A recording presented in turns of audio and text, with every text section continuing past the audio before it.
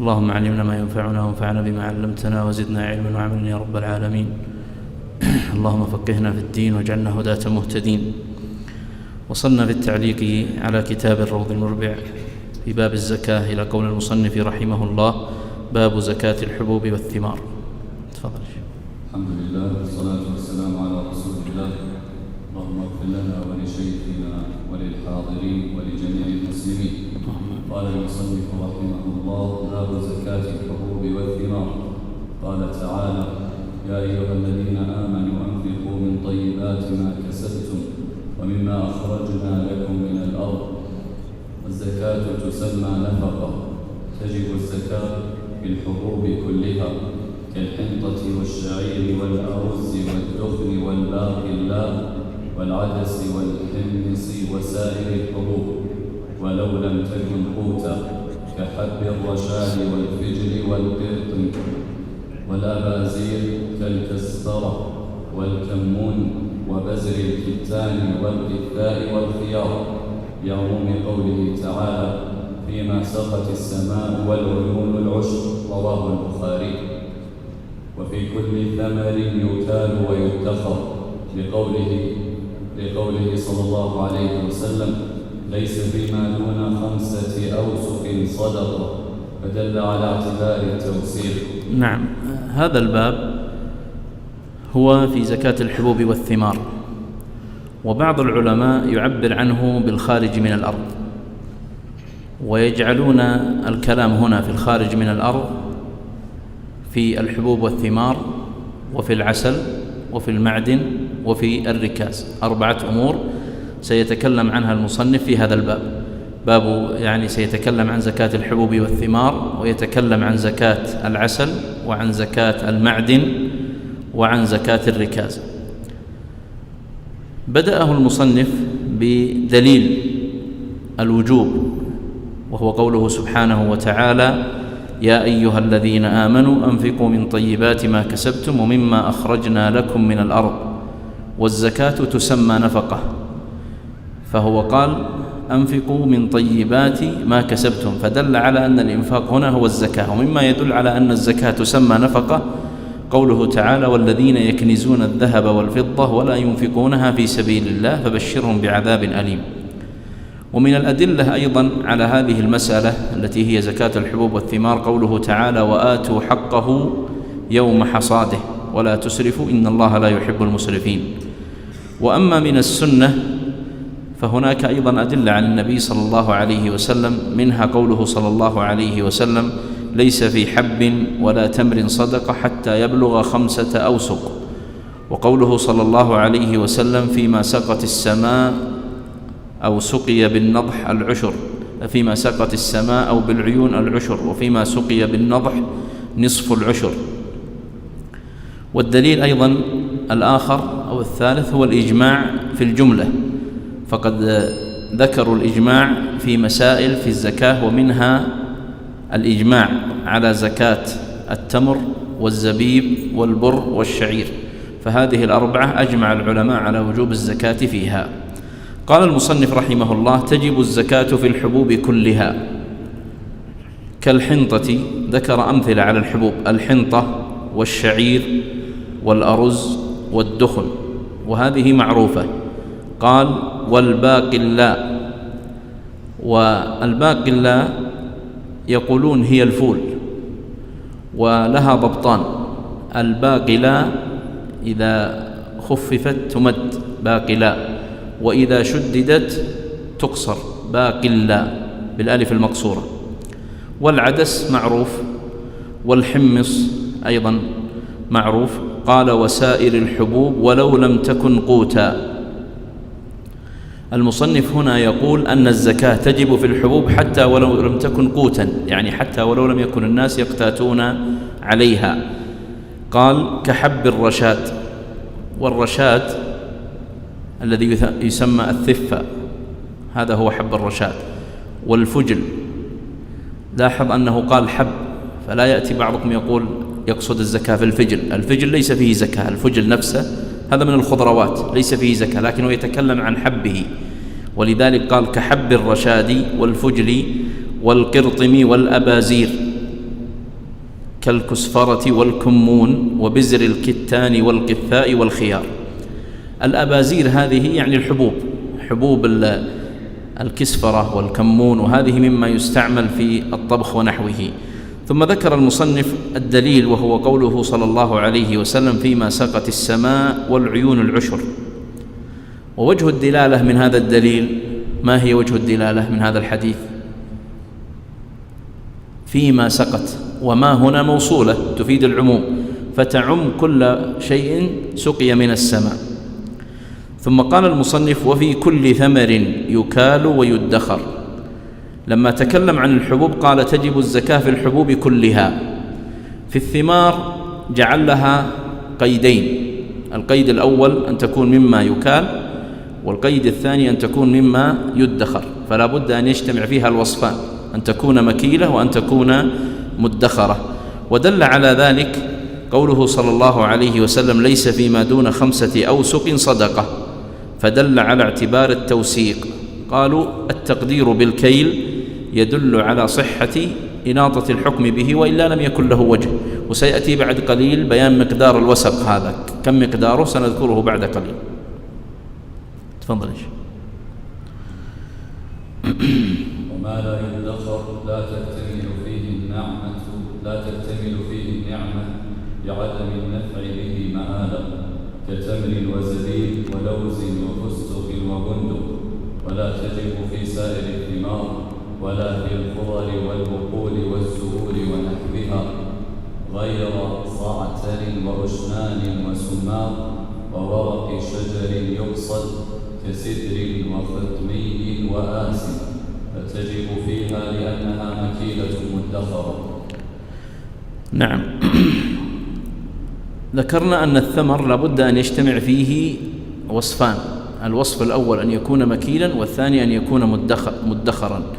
وذكرنا الدليل على ذلك. ثم بين المصنف تعليلا لهذه المسألة، وهو ما بينه بقوله: وما لا يدخر لا تكمل فيه النعمة لعدم النفع به مآلا. يقول: الشيء إذا لم يكن يدخر النعمة لا تكون فيه كاملة. ولذلك الإنسان مثلا لو كان عنده موز، ولا كان عنده حبحب، ولا شمام، لو بقي يوم أو يومين خارج الثلاجة سيخرب ويفسد، فهذا لا تكمل به النعمة، لا يدوم طويلا، لذلك لا تجب الزكاة فيه. قال: كتمر وزبيب. التمر والزبيب مثال على ما تجب فيه الزكاة ولا على ما لا تجب؟ على ما تجب، لأنه قال: وفي كل، اقرأ عبارة الزاد: وفي كل ثمر يكال ويدخر كتمر وزبيب. هذه عبارة الزاد، الروض دخل بين هذا الكلام. فالتمر والزبيب اجتمع فيه الوصفان، أنه مكيل وأنه مدخر. ولذلك سيذكرون بعد قليل أيضا أن التمر والزبيب لا بد أن تخرج زكاته بعد أن يجف. ولذلك العنب إذا كان عنبا ليس فيه زكاة، لكن إذا جفف وتحول إلى زبيب صار فيه زكاة. والتمر إذا كان رطبا ليس فيه زكاة، فإذا جف فإن الزكاة تكون فيه. سيذكر من شروط وجوب الزكاة هذا الشرط. قال: ولوز وفستق وبندق. اللوز والفستق والبندق هذا أيضا مما يجتمع فيه الوصفان، يكال ويدخر، فتجب فيه الزكاة. قال المصنف: ولا تجب في سائر الثمار ولا في الخضر. الثمار من الفواكه، فمثلا البرتقال والتفاح والموز والعنب والتين والمشمش، هذه كلها لا تجب فيها الزكاة. والخضر، الخضر مثل ماذا؟ الخيار والقثاء والفاصوليا ونحوها، الفاصوليا الخضراء وليست التي تجفف ثم تصبح حبوب، لأنها إذا جففت وأصبحت حب صارت الزكاة واجبة فيها. والبقول، البقول هذه اللي نسميها ورقيات، مثل الخس والجرجير والكراث والفجل، الورقيات هذه ليست فيها زكاة. والزهور ونحوها. طيب، ما هي الأدلة على عدم اعتبار الزكاة فيما ذكر من الثمار والخضروات والبقول والزهور؟ قالوا: حديث معاذ رضي الله عنه أنه كتب إلى النبي صلى الله عليه وسلم يسأله عن الخضروات، وهي البقول، قال ليس فيها شيء، وهذا أخرجه الترمذي وصححه الحاكم والألباني.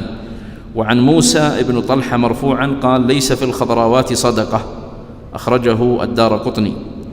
ويقول الترمذي رحمه الله العمل على هذا عند أهل العلم أنه ليس في الخضراوات صدقة، ولأنه لم يثبت عن النبي صلى الله عليه وسلم ولا عن خلفائه الراشدين أنهم كانوا يأخذون الزكاة من هذه مع وجودها وتوفرها، ولذلك مما يمكن إلحاقه النعناع والوزاب والحبق وغيرها من الأشياء المعروفة، هذه ليس فيها زكاة. قال المصنف غير صعتر. والصعتر ما هو؟ الصعتر هو الزعتر لكن هذا بلغة أخرى أو بلهجة أخرى. وأشنان، والأشنان نوع من الصابون، نوع يستعمل كالصابون، يعني زي ما تقول أقرب شيء للسدر ونحوه. وسماق، والسماق معروف يباع الآن عند العطاريين ونحوه. قال وورق شجر يقصد كسدر وخطمي وآس فتجب فيها لأنها مكيلة مدخرة. هو مثل على ما لا تجب الزكاة فيه من الفواكه والثمار ومن الخضروات ومن البقول ومن الزهور، واستثنى بعضا منها، استثنى الزعتر والأشنان والسماق وورق الشجر الذي يقصد. وفي المذهب قول آخر أن الورق ما له ورق يقصد كالسدر ونحوه لا تجب فيه الزكاة، لأنه ليس بمنصوص ولا هو في معنى المنصوص، ولمفهوم حديث ولا زكاة في حب ولا ثمر.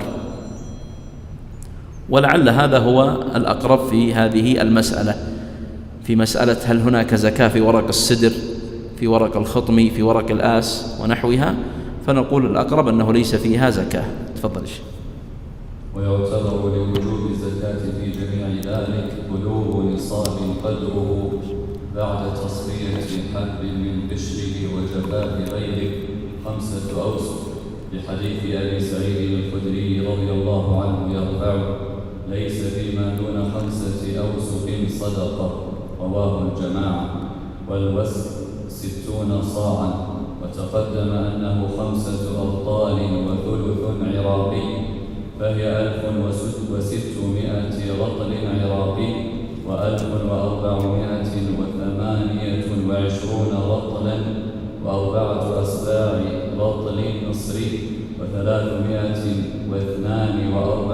رطلا و6 أسباع رطل دمشقي و257 رطلا و7 رطل قدسي. والوسق والصاع والمد مكاييل نقلت إلى الوزن لتحفظ وتنقل وتعتبر بالبر الرزين، فمن اتخذ مكيلا يسع صاعا منه عرف به ما بلغ حد الوجوب من غيره. نعم، هذا الشرط الأول من شروط وجوب الزكاة في الحبوب والثمار. وذكرنا سابقا أن الزكاة تجب في الحبوب كلها، وتجب في الثمار إذا اجتمع فيها وصفان، أن تكون مكيلة وأن تكون مدخرة. طيب، ما شروط الوجوب؟ سيذكر شرطين: الشرط الأول أن تبلغ نصابا، والشرط الثاني أن يكون النصاب مملوكا وقت الوجوب. طيب، الشرط الأول وهو شرط بلوغ النصاب، قال قدره بعد تصفية حب من قشره وجفاف غيره 5 أوسق. وهذا قيد مهم. متى نعتبر 5 الأوسق؟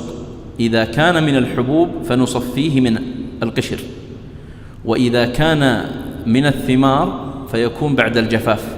فذكرت لكم قبل قليل لو كان الرطب رطبا ليس فيه زكاة، فإذا جف وصار تمرا صارت فيه زكاة. العنب وهو عنب ليس فيه زكاة، إن جف وصار زبيبا وجبت فيه الزكاة. الفاصوليا الخضراء ليس فيها زكاة، إذا جففت وأصبحت حبوبا تباع صار فيها زكاة، وهكذا. طيب، ما هو الدليل؟ الدليل حديث النبي صلى الله عليه وسلم في المتفق عليه أنه كان يؤتى بالتمر عند صرام النخل، وهذا حديث متفق عليه عن أبي هريرة. هذا دليل على ماذا؟ على أنه لا بد من التصفية والجفاف، أن النبي صلى الله عليه وسلم كان يؤتى بالتمر عند صرام النخل.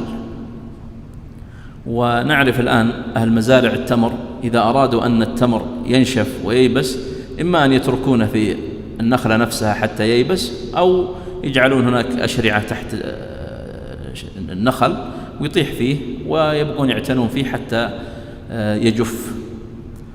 فهذا الدليل على ذلك. طيب، ومعنى قول تصفية حب من قشره، الآن لما نأتي مثلا بالبن القهوة فيها زكاة ولا ما فيها؟ تكال تدخر فيها زكاة. طيب، لابد نصفيها من قشرها، من القشر هذا اللي عليها. هي لما تحصد البن مثال على وجوب الزكاة. الآن هي تكون في شجرة البن تكون رطبة، اللي راح وشاف شجرة البن تكون رطبة، ثم تؤخذ وتجفف في الشمس حتى تيبس، ثم بعد ذلك يؤتى لها بمكائن خاصة يقشر منها القشر اللي يسمونه قشر، يشربونه الناس قشر، ويبقى البن الصافي هذا يصدق عليه الوصفان، أنه يكال وأنه يدخر، فتجب فيه الزكاة. أما دليل اشتراط الوسق أن يبلغ 5 أوسق فهو حديث أبي سعيد الخدري المتفق عليه: ليس فيما دون 5 أوسق صدقة. والوسق يدل على أنه 60 صاعا، حديث أبي سعيد الخدري عند أحمد بن ماجه أن النبي صلى الله عليه وسلم قال: الوسق 60 صاعا. الوسق والوسق يعني بسكون السين وبفتح السين. وحكى ابن المنذر وابن قدامة الإجماع على ذلك. قال الترمذي: العمل على هذا عند أهل العلم أن الوسق 60 صاعا. طيب، الصاع كم مقداره؟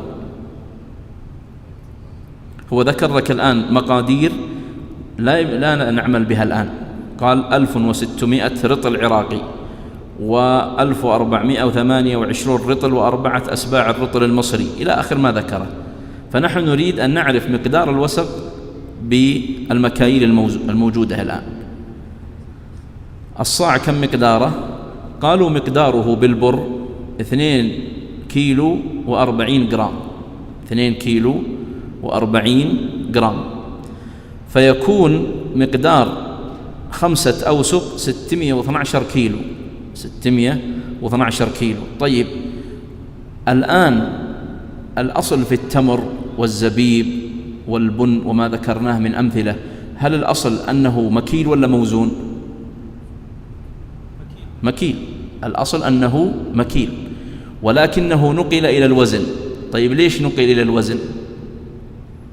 ليضبط. ولذلك المصنف هنا وش قال؟ قال: والوسق والصاع والمد مكاييل نقلت إلى الوزن لتحفظ وتنقل. ابن قدامة في المغني يقول: النصاب معتبر بالكيل، فإن الأوساق مكيلة، وإنما نقلت إلى الوزن لتضبط وتحفظ وتنقل. والمكيلات تختلف في الوزن، فمنها الثقيل كالحنطة والعدس، ومنها الخفيف كالشعير والذرة، ومنها المتوسط. ولذلك أتى هنا المصنف بعبارة قال: وتعتبر بالبر الرزين، فمن اتخذ مكيلا يسع صاعا منه عرف به ما بلغ حد الوجوب من غيره. يقول الأصل في الكيل أننا نعتبره بالبر الرزين. إيش معنى الرزين؟ الثقيل، يعني تكون حبة البر وسط، ليست من الحبة الخفيفة، ولا تكون يعني أقرب إلى القشاش منها إلى الرزانة. فهذا البر الرزين لو عندنا علبة نيدو وجئنا بصاع اللي هو 2 كيلو و40 جرام وحطيناه في علبة النيدو ووضعنا علامة في العلبة، فهذا البر وصل العلامة هذه. بعدين نجيب مثلا شعير ونضعه في العلبة هذه إلى حد إيش؟ العلامة. نجيب زبيب نضعه إلى حد العلامة، نجيب قشر نضعه إلى حد العلامة. لو أنك جئت بعدين أخذت القشر مثلا الذي وضعته إلى حد العلامة ووزنته، مستحيل يكون وزنه زي البر. كذلك الزبيب لا يكون وزنه زي البر. وهذا معنى عبارة المصنف، وهي عبارة دقيقة لابد تنتبهون لها. هو يقول الآن إذا أخذت، نحن نعتبر الكيل بيش بالبر الرزين هو الأصل، ولذلك لما نجد في التفاوت مثلا هيئة كبار العلماء واللجنة الدائمة للإفتاء قدروا الصاع بكم كيلو؟ ب3 كيلوات، والشيخ ابن عثيمين رحمه الله في شرح الممتع قدره ب2.40، وجاء في بعض كتبه قدر الرز ب2 كيلو ونص. هذا ليس تناقض من الشيخ رحمه الله، إنما هو اعتبر 42 هذا بر و2.5 هذا رز، واللجنة الدائمة اعتبرت الاحتياط، لأن الناس ممكن يسألون من أكثر من مكان مع اختلاف البلدان مع اختلاف الأنواع، واحد يطلع رز، واحد يطلع بر، واحد يطلع شعير، واحد يطلع ذرة، فالمخرجات هذه متفاوتة في الوزن، فقالوا نجعل 3 كيلو احتياط، تكون هي أعلى شيء، فتكون هي الاحتياط في هذا. فالذي يريد أن يحتاط مثلا يخرج 3 كيلو. إذا كان من البر عندك تقدير من الشيخ بن عثيمين قدره ب42، إذا كان من الرز عندك تقدير من الشيخ بن عثيمين وغيره ب2 كيلو ونص.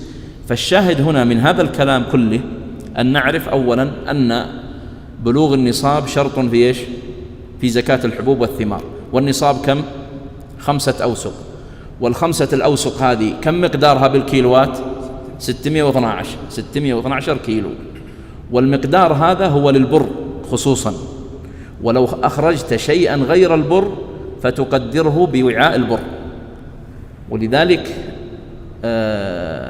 مرة واحد من أهل جيزان يكلمنا عن الصاع عندهم أنه يختلف عن الصاع عندنا، يقول الصاع عندهم في جيزان، هذا من أهل ضمد، ما أدري هذا عام ولا خاص بضمد، تقريبا 3 علب نيدو، 3 علب نيدو هذه صاع، هذا كثير جدا، لما تجي 3 علب نيدو تعتبرها صاع واحد كثير، لكن يقول هذا نحن وحدة الكيل عندنا. فالشاهد هنا فيما ذكرته الآن أن ننتبه لهذه النقطة، أننا مثلا إذا كان عندنا علبة نيدو وعندنا بر وأخذنا 2 كيلو و40 جرام ووضعناه في علبة النيدو ووضعنا خط، فإذا أردت أن تخرج من غير البر فتأخذ وتعبي إلى الخط هذا، تملأ إلى الخط، فإذا ملأت إلى الخط يكفي. قد يكون وزنه 42 وقد يزيد وقد ينقص. اللي ذكرته قبل قليل القشر، الآن القشر المعروف، هل أحسن أنك تأخذه بالمد اللي نسميه مد حنا، ولا تأخذه بالوزن بالكيلو؟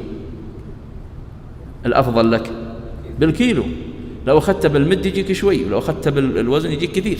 ليش؟ لأنه خفيف. فلذلك هذا مثال على التفاوت بين هذه الأشياء. واضح المسألة هذه؟ طيب تفضل اللي بعده. وتضم أنواع الجنس من ثمرة العام الواحد وزرعه بعضها إلى بعض، ولو مما يحمل في السنة حملين بتكميل النصاب بعموم الخبر، وكما لو بدا صلاح إحداها قبل الأخرى، سواء اتفق وقت إطلاعها وإدراكها أو اختلف، تعدد البلد أو لا جنس إلى آخر، فلا يضم ضر لشعير ولا تمر لزبيب في تكميل نصاب كالمواشي. نعم، هذه مسألة تتعلق بالجنس والنوع وضم المحصول إلى بعضها وعدم ضمه إلى بعضها. يقول المصنف: وتضم أنواع الجنس من ثمرة العام الواحد بعضها إلى بعض. طبعا كلام هذا في 3 قيود في ضم الأنواع هذه إلى بعضها. أولا أن تكون من جنس واحد، فمثلا واحد عنده مزرعة فيها تمر سكري وفيها خلاص وفيها برحي، فنقول ضم هذه الأنواع إلى بعضها، ضم البرحي إلى السكري إلى الخلاص، فإذا بلغت بعد ضمها نصاب فأنت بالخيار بعدها، تبغى تخرج من واحد منها ولا تبغى تخرج من كل واحد بمقدار الواجب عليك. فلو كان بعد ضمها بلغت 5 أوسق 612 كيلو، صارت هذه البرحي والسكري والخلاص 612 كيلو. طيب كم المقدار فيها؟ طبعا مزارع اليوم غالب الناس مؤونة، فيها كم؟ نصف العشر. نصف العشر كم هو من 40؟ 2 من 40، تمام. وبالتالي لو عندك مثلا 612 كيلو، لو قلنا أنها نقسمها على 40 كم يجي فيها؟ 612 على 40 15 كيلو. قسمت على 40 ولا على 2؟ على 40. طيب زد قسم. ايه ايوه خلاص تمام. فهذا المقدار الذي يجب إخراجه. طيب عندك مثلا 15 كيلو، أنت مخير الآن بين تخرجها كلها من السكري ولا تخرج 5 من السكري و5 من البرحي و5 من الخلاص. فلكنها كلها جنسها واحد. وش هو جنسها؟ التمر. تجي مثلا إلى البر عندنا في المنطقة لها أسماء، شيء يسمونه بوني، شيء يسمونه استرالي، شيء يسمونه إيش يمني. فهذا أنواع البر هذا مختلفة. فلو واحد عنده مزرعة فيها أنواع من هذا البر فتضم إلى بعضها في النصاب، ولكن الأجناس ما تضم إلى بعضها. ما تضم التمر إلى البر، لا، هذا جنس وهذا جنس. ولا البر إلى الشعير ولا الشعير إلى الذرة، لأن كل واحد منها جنس. قال كالماشية. الماشية وش هي؟ الماشية الآن لو واحد عنده نصاب من البقر ونصاب من الغنم، ما نضم البقر إلى الغنم، كل جنس مستقل. نرجع نقرأ عبارة المصنف. قال وتضم أنواع الجنس من ثمرة العام الواحد. احنا قلنا إذن القيد الأول أن تكون من جنس واحد، والثاني أن تكون ثمرة عام واحد، والثالث أن تبلغ بعد ضمها نصابا. فالزكاة تجب بهذه القيود الثلاثة: أن تكون من جنس واحد، وأن تكون ثمرة عام واحد، وأن تبلغ بعد أن نضمها إلى بعضها نصابا. يقول ولو مما يحمل في السنة حملين. يقولون مثل لو واحد عنده مزرعة فيها نخل، ولو افترضنا فيها الخلاص وفيها الروثانة. معروف الروثانة تقدم أول التمور اللي تجي أو الرطب اللي يجي هو الروثانة. طبعا نعيد الكلام، الروثانة وهي روثانة رطب ما فيها زكاة، لابد أن تثمر تصير تمر. فهذه الروثانة ممكن أنه تدرك عام واحد.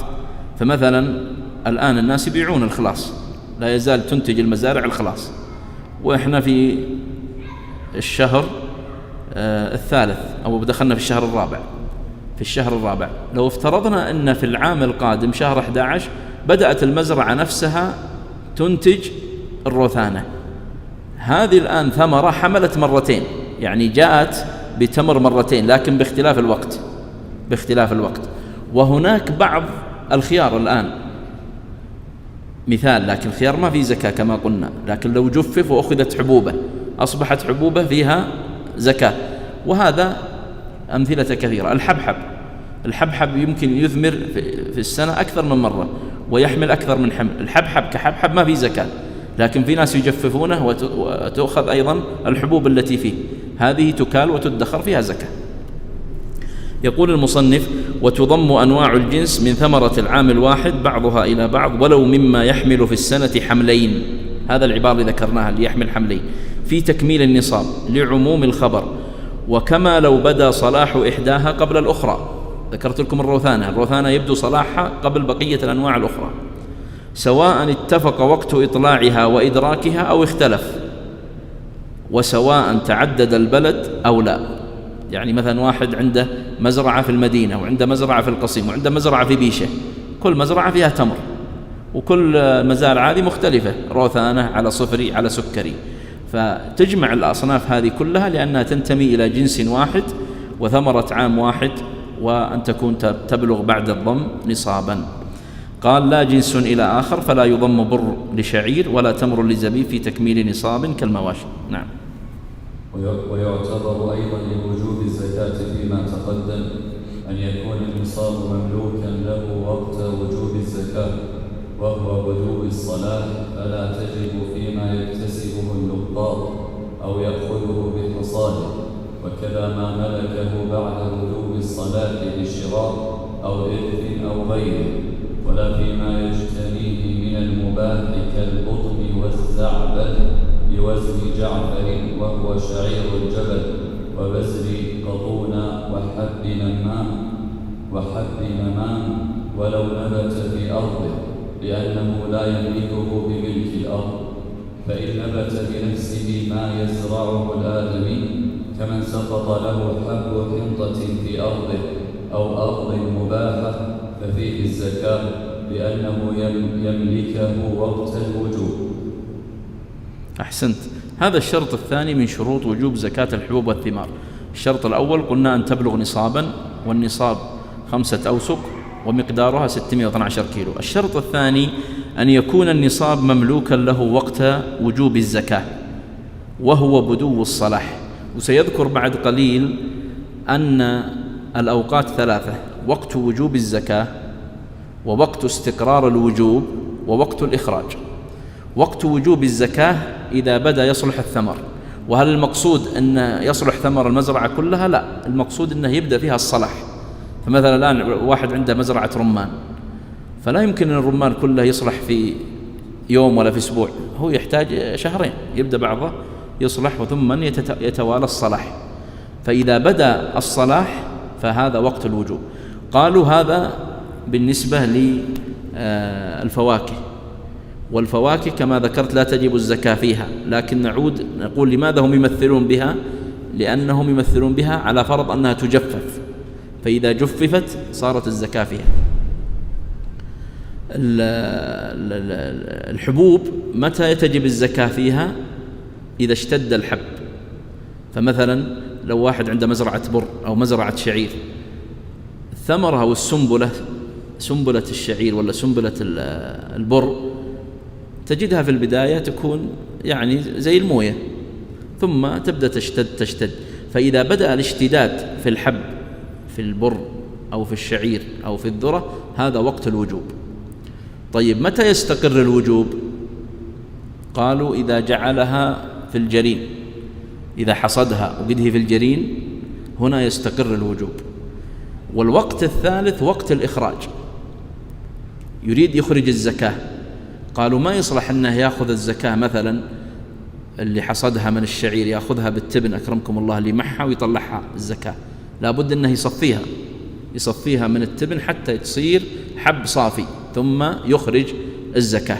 فهذه أوقات معتبرة في الزكاة: وقت الوجوب وهو بدو الصلاح في الثمار واشتداد الحبوب، ووقت الاستقرار هو جعلها في الجرين ويسمونه البيدر في الفقه هنا، والوقت الإخراج إذا أراد أن يخرج الزكاة لمستحقيها لابد أن تصفى، ولا بد أن تكون إذا كانت من الحبوب تصفى من التبن والقشر ونحوه، وإذا كانت من الثمار تجفف وتخرج جافة.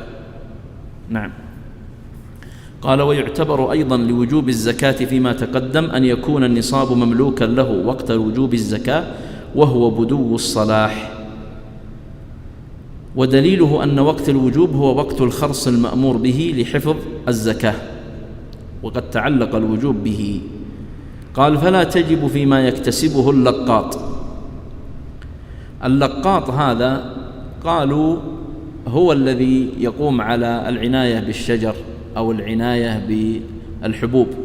فلو افترضنا أنه يدور في المزرعة، مثل ما نقول المزارع اللي يتولى صيانة المزرعة وينقي، لقط حبوب من حبوب يشوف أنها سنبلة، يشوف أنها مؤثرة على الشجر والثمر يخرجها. فمثل هذه الصوت بعيد. فمثل هذه اللي يلقطها هو وقت تنظيف اجتمعت عنده، لو افترضنا أنها اجتمعت عنده تجب فيها الزكاة؟ قالوا لا، فلا تجب فيما يكتسبه اللقاط أو يأخذه بحصاده. إيش معنى يأخذه بحصاده؟ يعني لو أن المزارع صاحب المزرعة قال لشخص أريدك أن تعمل في هذه المزرعة ب10% ولا 20%، فالأجرة هذه التي تكون للمزارع لا تجب الزكاة فيها. قال وكذا ما ملكه بعد بدو الصلاح بشراء أو إرث أو غيره. ما ملكه بعد بدو الصلاح بشراء أو إرث أو غيره. الآن لو عندنا مزرعة بدأ صلاح الثمر فيها، ثم جاء صاحب المزرعة وباعها على شخص آخر، باعها بعد بدو الصلاح. طيب الزكاة على من؟ على البائع ولا على المشتري؟ على البائع، لأنه باعها بعد استقرار وجوب الزكاة في حقه. وهذا من الثمار للتفريق بين الأوقات الثلاثة. يعني مش فايدة أن نفرق، نقول وقت وجوب، وقت استقرار وجوب، وقت إخراج. نحن لم نذكر هذه الأوقات الثلاثة إلا لأن لها أثر في الأحكام. أيضا لو أن شخصا صاحب مزرعة، هذه المزرعة اشتد الحب فيها وأرادوا أن يحصدوها، قبل ما يحصدوها ويضعونها في الجنين توفي صاحب المزرعة وانتقلت إلى أبنائه، فالزكاة على من تجب؟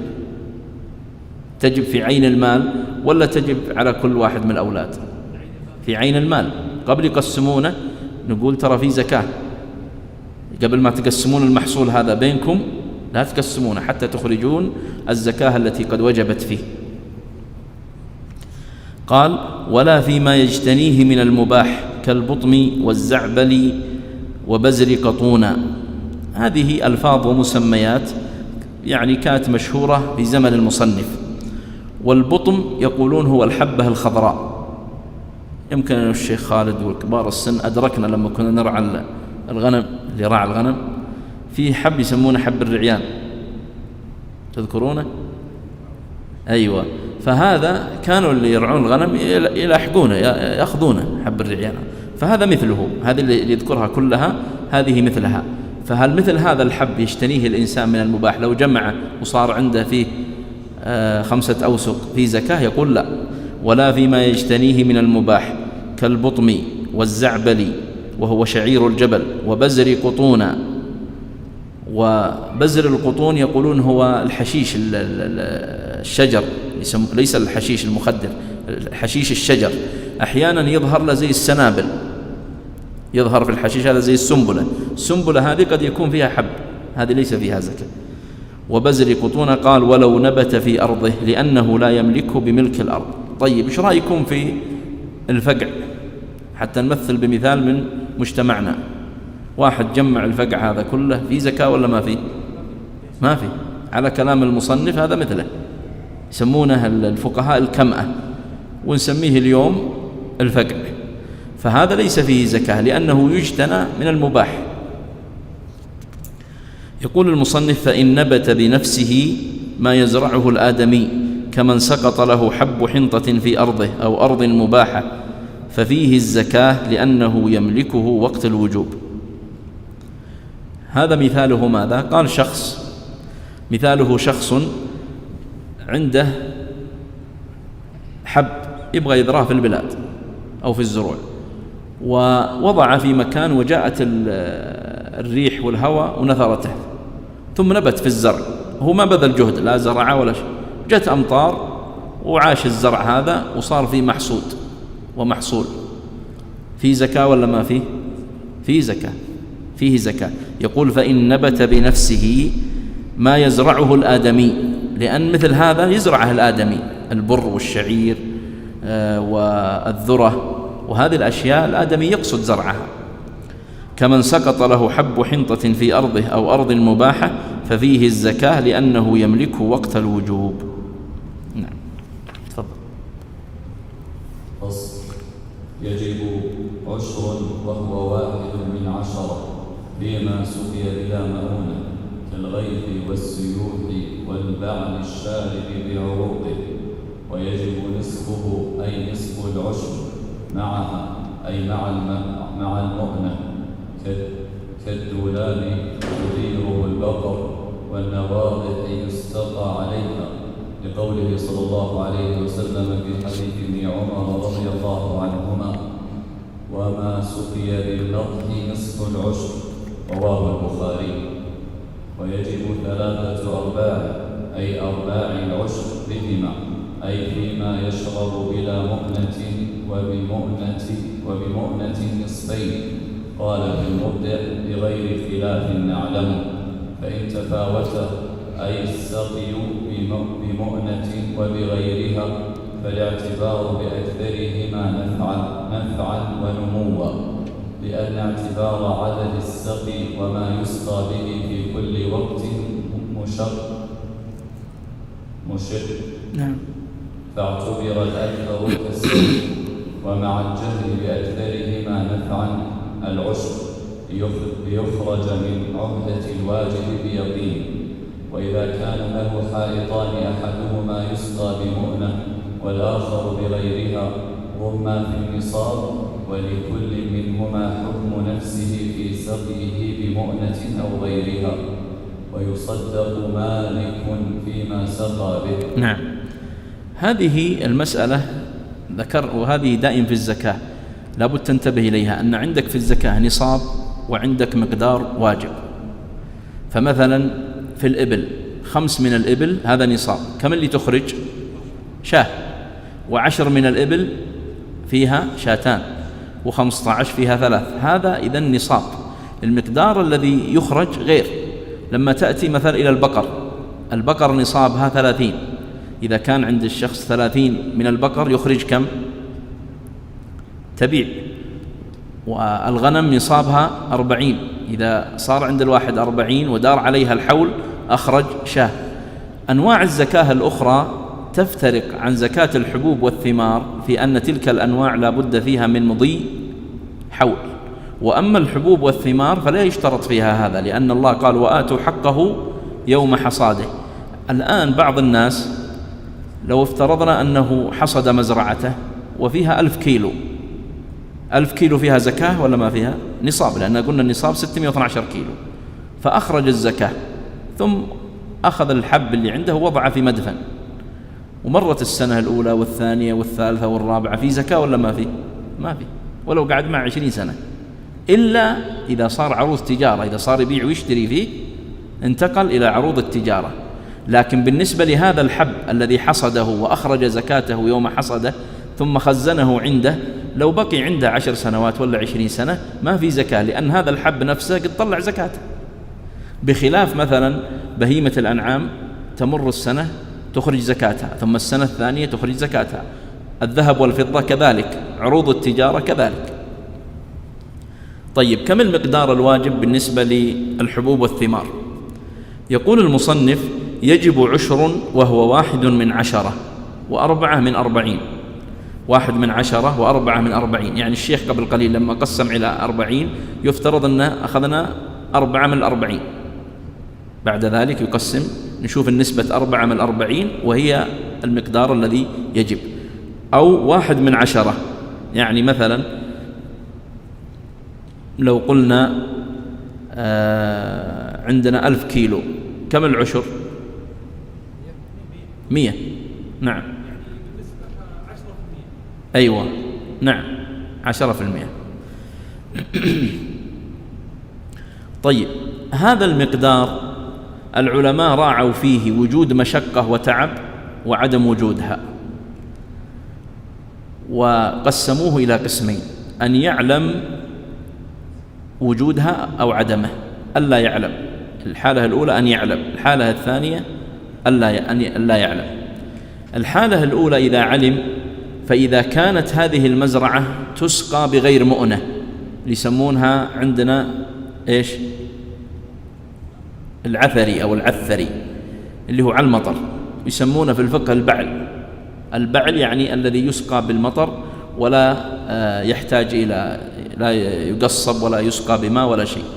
هذا يسقى بغير مؤونة، يعني يسقى بمطر، أو مثل بعض البلدان اللي فيها أنهار فهو ما يحتاج يتعب، بس يجري النهر على المزرعة وتمتلي. أو السواقي، العيون، يعني مثل حتى بعض مناطق المملكة فيها عيون وقفت فترة ورجعت جرت الآن، مثل ينبع النخل.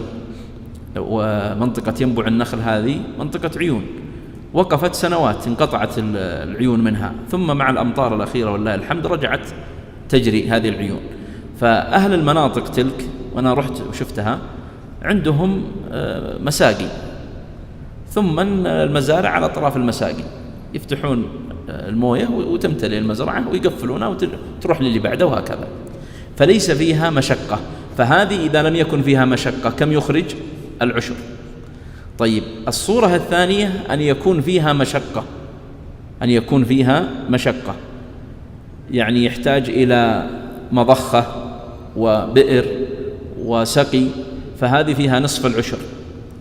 الصورة الثالثة إذا كانت هذه المزرعة تجمع بين الأمرين، تشرب بمشقة وبدون مشقة، نصف السنة مثلا بالمطر ثم توقف الأمطار فيرجعون يسقون نصف السنة الأخرى، فهذه كم فيها؟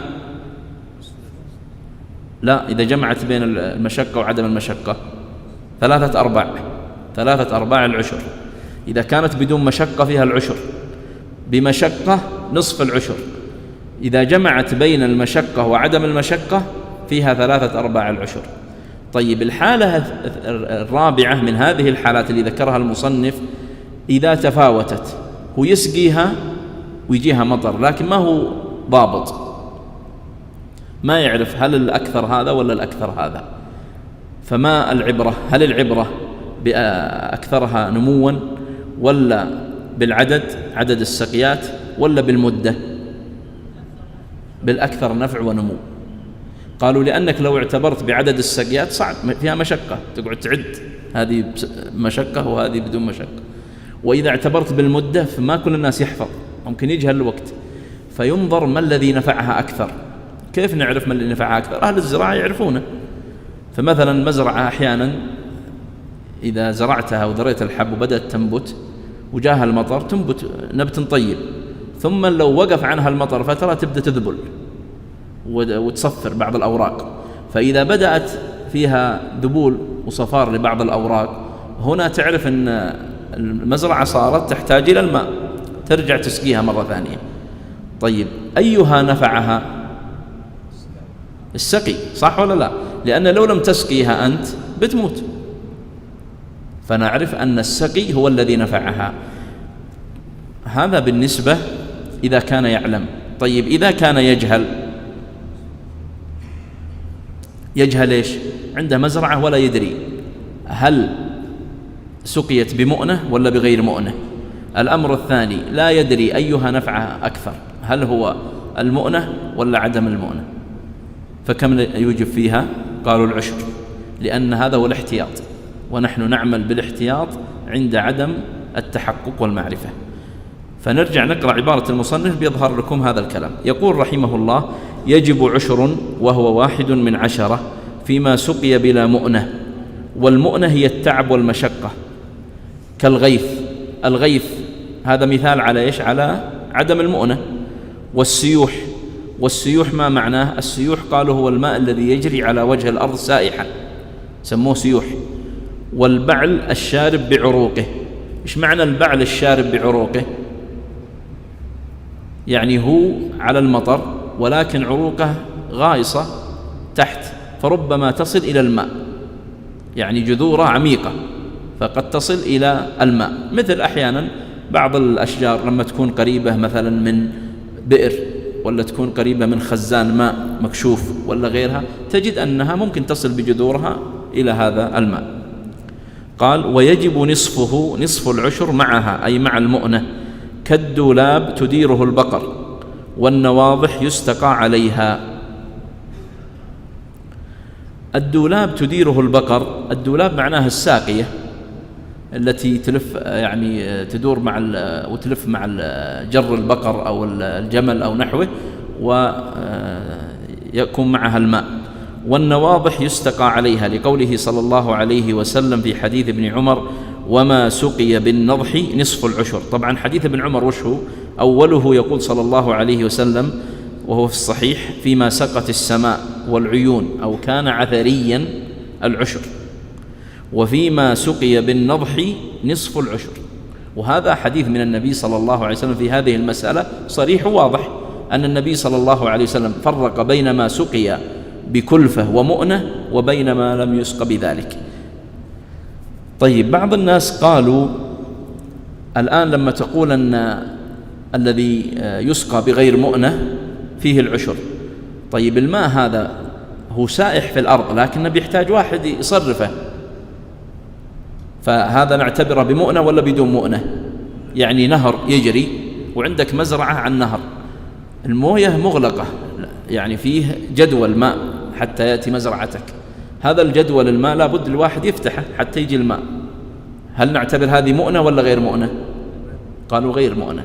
لماذا؟ قالوا لأن هذه من صلاحية الزرع وما فيها تعب، ما هي مثل أنه ينزل البئر قديما لما كانت المواطير القديمة، واحد ينزل البئر ويشغل الماطور ويخرج من البئر ويبدأ يقعد في السقي، هذا يمكن نهار كامل يسقي، فهذا فيه كلفة ولذلك الشريعة الإسلامية راعت الجانب هذا، راعت جانب المشقة والتعب الذي قد يحصل على الإنسان في مزرعته وعدم حصوله، فإذا حصل له تعب ومشقة خففت عنه في الزكاة حتى ينتفعه ويستفيد مقابل تعبه.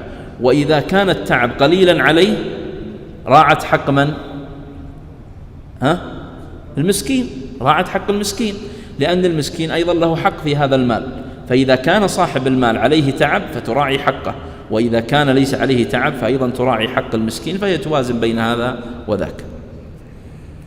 قال ويجب 3 أرباعه أي أرباع العشر بهما فيما يشرب بلا مؤنة وبمؤنة نصفين. قال في المبدع بغير خلاف نعلمه.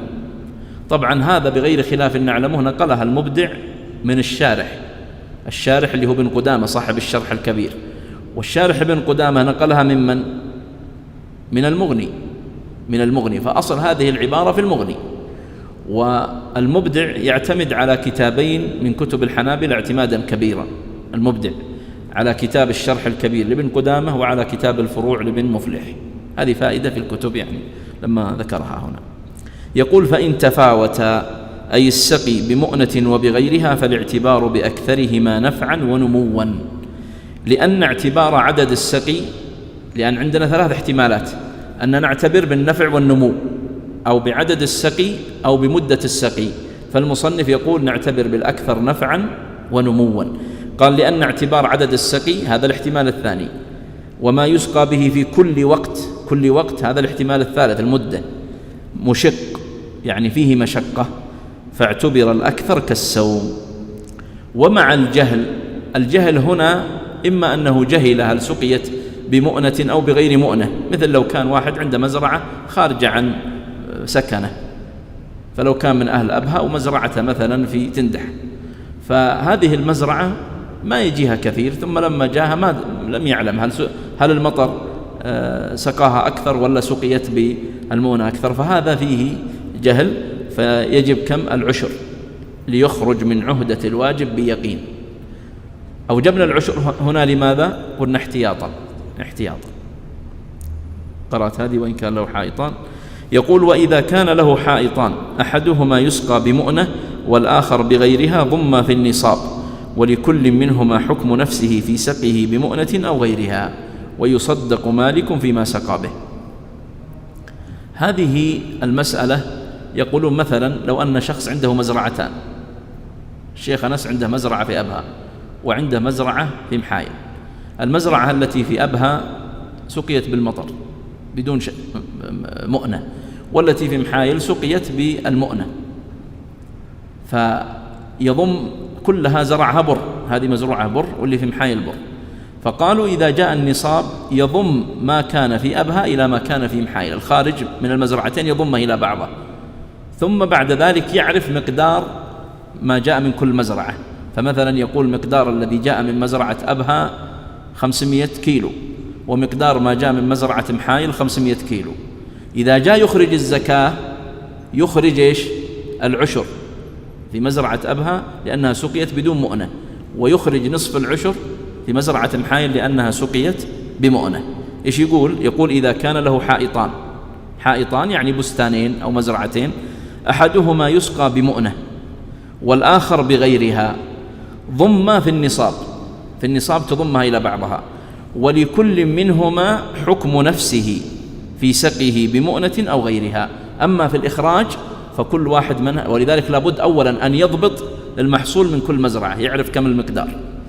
ويصدق مالك فيما سقى به، الآن لو قال أنا سقيت أبها بدون مؤنة ومحايل بمؤنة نصدقه، لا نقول لا لازم تجيب لك من يثبت، لا، لأن هذا الأصل في مال الإنسان أن يكون صادق في كلامه وفيما يتعلق بماله. تفضل.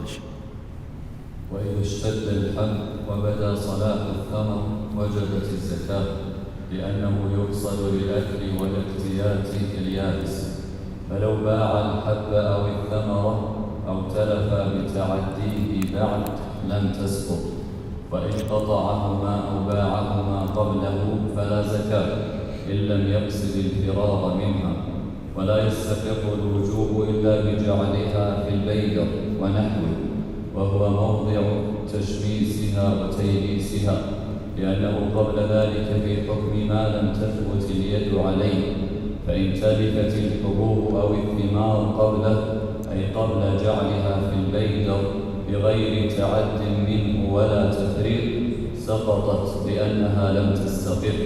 وإن تلف البعض فإن كان قبل الوجوب زكى الباقي إن بلغ نصابا وإلا فلا، وإن كان بعده زكى الباقي مطلقا حيث بلغ مع التالف نصابا، ويلزم إخراج حب مصفى وثمر يابسا، ويحرم شراء زكاته أو صدقته ولا يصح، ويزكي كل نوع على حدته. نعم، هذه الأوقات الثلاثة اللي ذكرناها قبل قليل رجع المصنف هنا يتكلم عنها مرة ثانية، اللي هي وقت وجوب الزكاة، وقت استقرار الوجوب، وقت إخراج الزكاة. يقول وإذا اشتد الحب وبدا صلاح الثمر وجبت الزكاة، هذا وقت وجوب الزكاة. متى؟ إذا اشتد الحب يعني زي البر والشعير ونحو، وبدا صلاح الثمر. قالوا معنى بدو صلاح الثمر أن يحمر أو يصفر أو يطيب أكله، هذا معنى. وجبت الزكاة على مالكه، لأنه بعد بدو الصلاح واشتداد يقصد للأكل والاقتيات، والله جل وعلا قال وآتوا حقه يوم حصاده. فلو باع الحب أو الثمرة أو تلف بتعديه بعد لم تسقط، هذا ثمرة الكلام على هذا الوقت. لو باع الحب أو الثمرة أو حصل فيها تلف بتعد منه بعد إيش؟ بعد اشتداد الحب وبدو الصلاح في الثمر لم تسقط الزكاة. طيب، مفهومه أنه إذا تعدى، أنه إذا لم يتعدى، لأنه قال أو تلف بتعدي، إذا لم يتعدى لا تجب عليه الزكاة. يقول وإن قطعهما أو باعهما، قطعهما يعني الحبوب والثمار، أو باعهما قبل وقت الوجوب فلا زكاة إن لم يقصد الفرار منها. كيف قطعه؟ يعني قبل أن يبدو الصلاح مثلا في مزرعة الرمان، قال والله أنا بقص الرمان هذا ثمرة وشجرة وأعطيه علف للدواب، فقالوا ينظر إن كان قصده أن يفر من الزكاة فلا تسقط، وإن كان قصده أنه رأى المزرعة فاسدة أو ما أثمرت أو نتاجها ضعيف أو خربان أو نحوه فلا إشكال. ثم قال ولا يستقر الوجوب إلا بجعلها في البيدر. هذا الوقت الثاني، وقت إيش؟ استقرار الوجوب. الأول وقت الوجوب والثاني وقت استقرار الوجوب. بجعلها في البيدر، والبيدر ما هو؟ الجرين. البيدر اللي نسميه حين الجرين، ويسمونه يعني باختلاف المناطق، في الشام وفي مصر وفي العراق ذكر له أسماء في المطلع، قال يسمى الفداء والمربد والمسطح والجوجان والطبابة، هذه أسماء على اختلاف البلدان. ما هو البيدر؟ قال هو موضع تشميسها وتيبيسها، لأنه قبل ذلك في حكم ما لم تثبت اليد عليه. فإن تلفت الحبوب والثمار قبله، الآن قبله يعني قبل إيش؟ قبل جعلها في البيدر بغير تعد منه ولا تفريط سقطت لأنها لم تستقر. يقول ابن قدامة بغير خلاف في هذه المسألة. وإن تلف البعض فإن كان قبل الوجوب زكى الباقي إن بلغ نصابا وإلا فلا. فإن كان قبل الوجوب اللي تقدم اللي هو بدو الصلاح والاشتداد، وإن كان بعد الوجوب زكى الباقي حيث بلغ مع التالف نصابا. مثاله أيوة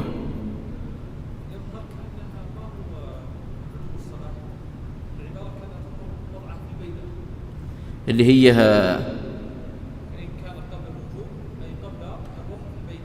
قبل استقرار الوجوب، يعني ممكن أنا صار عندي احتمالين، قبل الاستقرار أو قبل الوجوب اللي هو الأول. صحيح، نعم أحسنت، صحيح. يقولون هذه المسألة إذا كان بعده زكى الباقي مطلقا حيث بلغ مع التالف نصابا. يقولون واحد وضع مثلا في البيدر 6 أوسق، فجاءت الرياح وجاءت الماشية وجاء مطر فأفسد عليه 3 من الأوسق، هذه صارت تالفة وبقي معه 3. فإذا جمعنا 3 مع التالف تبلغ نصاب ولا لا؟ طيب كم يزكي؟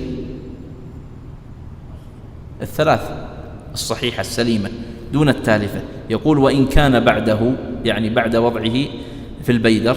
أحسنت، هذه تؤكد هذا الكلام، بعده يعني بعد وضعه في البيدر. زكى الباقي مطلقا حيث بلغ مع التالف نصابا. فلو كان كما ذكرت أخذ 6 أوسق وجعلها في الجرين وأراد أن ينقيها، جاء مطر فأفسد عليه نصفها وبقي مع نصفها، فنقول اجمع النصف الآن، هذا اللي بقي معك مع 3 تجد أنها نصاب، ثم تزكي كم؟ السليم. أما الذي تلف فهذا خلاص تسقط زكاته. ويلزم إخراج حب مصفى وثمر يابسا. هذه المسألة تتعلق بإيش؟ بالوقت الثالث اللي هو وقت الإخراج. الحب قال يلزمك أن تخرجه مصفى كما ذكرت قبل قليل، إذا كان في قشور تصفيه من قشوره، إذا كان في تبن تخرج التبن تفصل عنه بحيث يكون صافي. والثمر لابد أن يخرج يابسا، لأن الثمر الذي تجب فيه الزكاة لابد أن يكون يكال ويدخر. فإذا كان مثل عنب جففت العنب ويبس وتحول إلى زبيب تخرج الزبيب مجففا، التمر يخرج مجففا، التين لو جفف فيه زكاة ولا ما فيه زكاة لو جفف التين، وهكذا سائر الفواكه. نقف على هذه المسألة والله أعلم، وصلى الله وسلم على نبينا محمد وعلى آله وصحبه أجمعين. جمعية الدعوة والإرشاد وتوعية الجاليات بأبها، بالدعوة نحيا.